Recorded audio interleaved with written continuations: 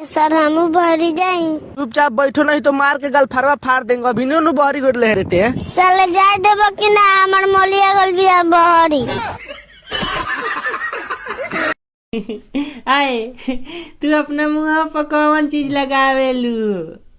हम तो अपना मुँह पर बड़ा महंगा सामान लगावेनी। का करबो जान के?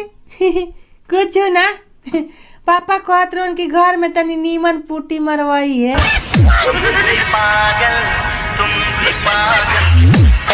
भैया क्या हो गया?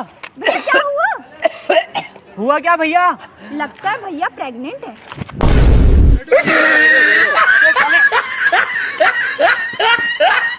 रख तेरी माँ का ड्यूटी का टाइम हो गया। अल्लाह का नाम पर कुछ दे दे बाबा।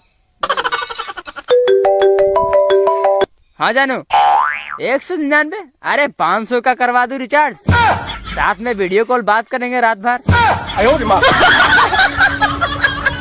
यार का बैठ। ठीक बा सर यार के बैठता नहीं तनी स्पीड पे चलावा। हम बैठे ना बैठाए इकल हमरा खेत में से तो हमारे हेंगवा हो। चल बाबू दे ने साले 1 महीना से चिमनी पर कमाता ला कुदारी से तो हम मांगे कोई नहीं है।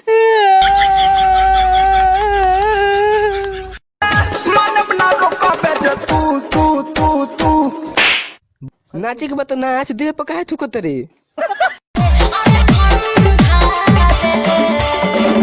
क्या तू देखल चाहनी क्या करोगे? अरे हिया मत हिया मैंने जगहिया